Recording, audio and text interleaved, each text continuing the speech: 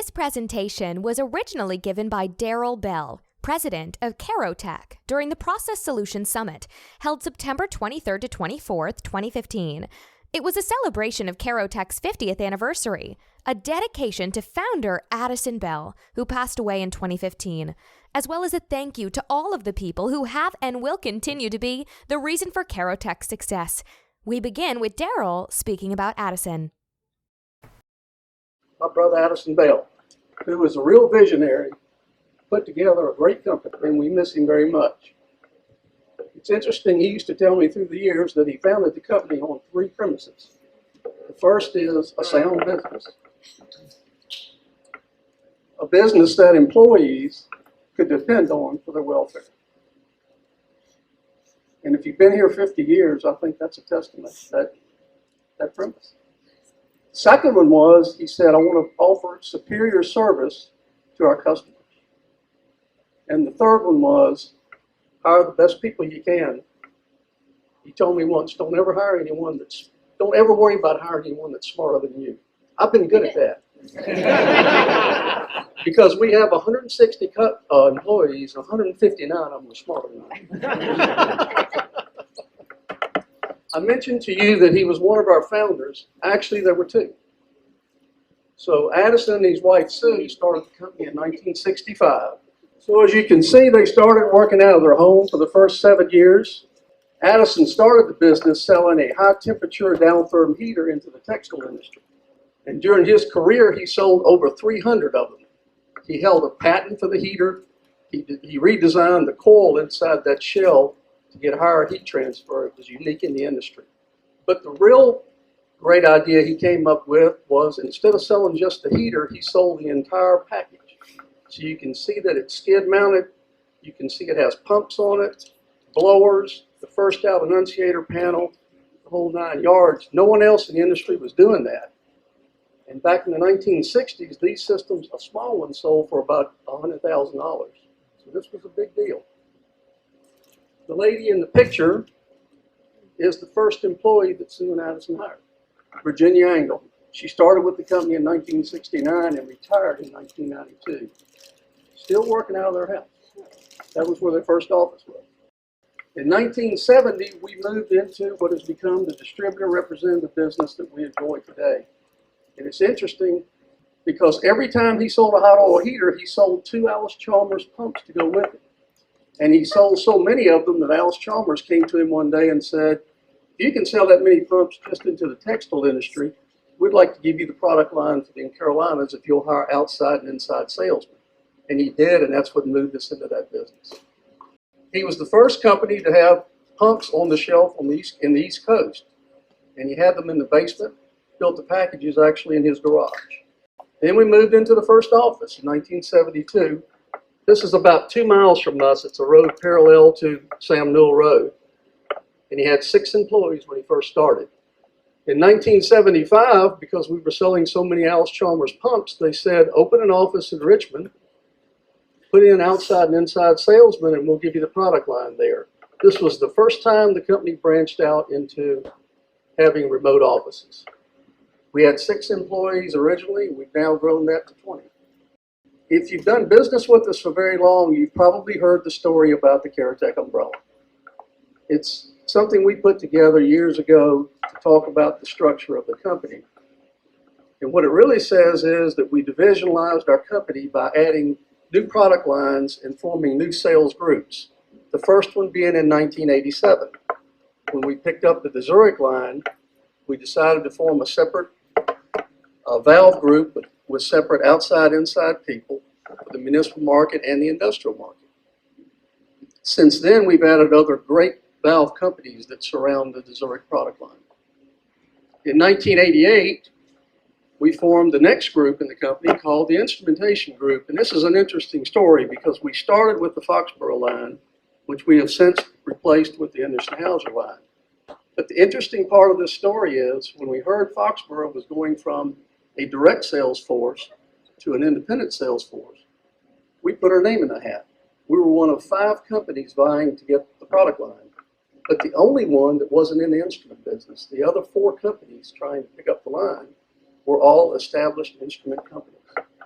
were a pump and a valve company.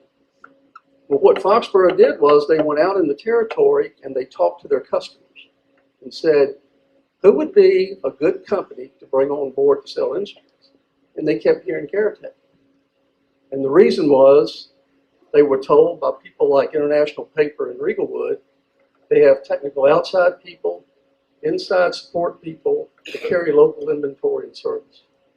So lo and behold, we became the Foxborough representative. So that was the next group that we formed.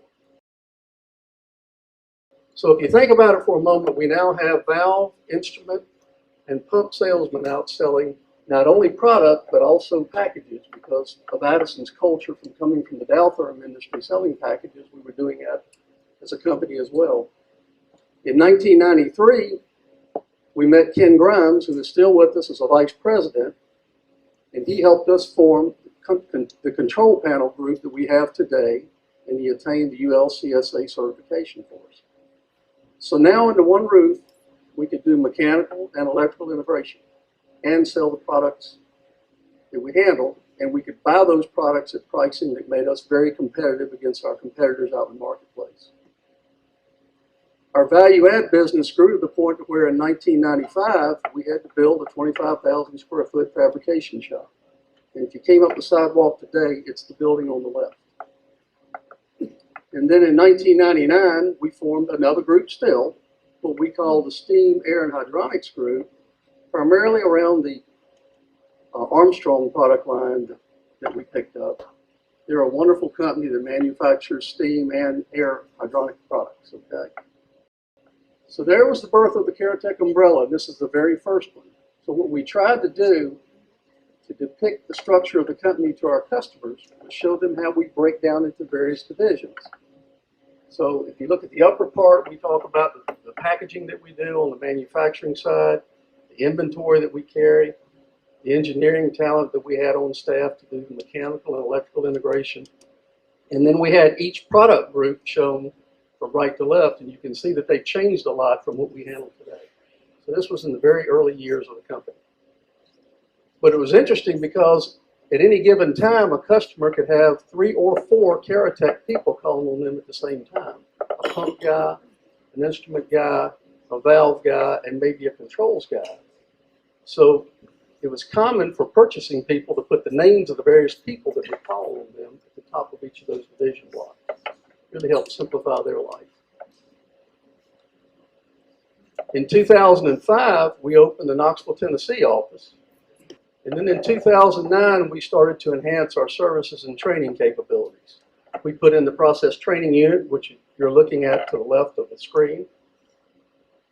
And I would say that's been a real game changer for us because at the local level, we can do training for customers. They can come in and do classroom training, and more than anything, the most important thing they can do is get hands-on training. In 2010, we started publishing on our webpage monthly training classes. We formed the Instrumentation Startup and Calibration Group in 2010 as well.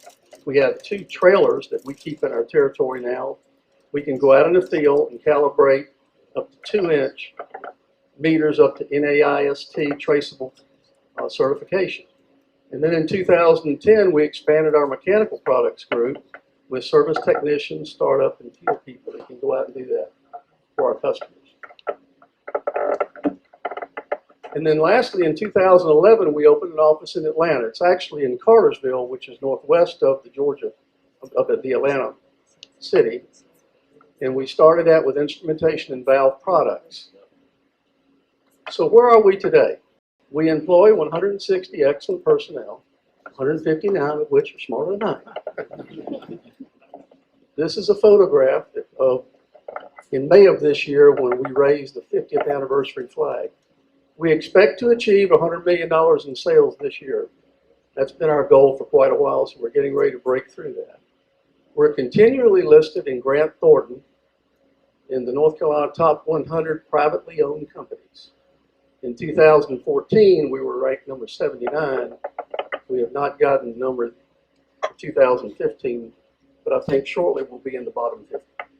We're in the 5 states of North Carolina, South Carolina, Virginia, East and Middle Tennessee, and Georgia. And here's the umbrella today. So I would challenge you to know of a company with any better quality product lines than what we carry. I mean, if you go down across the top, it shows each of the groups in the company. If you go down the rectangle on each side, I mean, they're just wonderful companies to represent. They're all high quality. We've been with a lot of them for many years. A lot of those companies are present here for this event. And then as we talked earlier about field service, on-site calibration, the process training unit, and then we do pump and blower repair as well. Our mechanical and electrical integration capabilities have grown substantially. I hope you have had the time to go through our shops. So the left top photograph shows the first bay in our mechanical shop, and then the other two show examples of ones that we built for customers. The one on the right is an hydrogenation system for a chemical plant. That was actually a 3-story skid. So you're seeing 2 stories there. We actually had a 3rd story that was installed when it went into the field. In the bottom left-hand corner, that is an offshore high-pressure pumping system that we ship down to the Gulf Coast. And that enclosure in the middle weighs about 1,000 pounds, and it's an explosion-proof enclosure. We've shipped systems into 30 different countries across the world. So we're truly an international company when it comes to the packaging capabilities that we have. So what do we attribute our success to? Hiring the best possible people we can find, carrying excellent product lines, a commitment to providing the best possible products and services available in the marketplace today. I think the next bullet is very important. We recognize that customers' expectations from their vendors are changing, and I believe we're shifting gears accordingly. What we're saying there is that we recognize that the product we sell you is important and you expect it to be a high quality product. But our customers are wanting more and more than just something in a box. They're looking for value add. They're looking for someone that can package the product. They're looking for someone that may come in and do inventory reduction programs for them. They're looking for someone that can come in and do field calibration and service or training. And we're hearing that, we're responding accordingly, and I think it's helping us grow our business. The next bullet is something that Addison started day one in the business, our commitment to never walk away from a customer. We've never deserted a customer when we've had a problem in the field. We always fix it. We recognize that plants don't go down from 8 to 5 Monday through Friday, so we're a 24/7 company. If a problem shows up, we go solve it. And we really look at a problem showing up as an opportunity to show a customer how we will service their accounts. They'll learn a lot about our company if we solve the problem for them. And lastly, and most importantly, you, our valued customers and principals. So our principals are our bloodline. Without the companies we represent, a lot of which I said earlier are present today, we don't have a business. So that's real important to us that we have that relationship.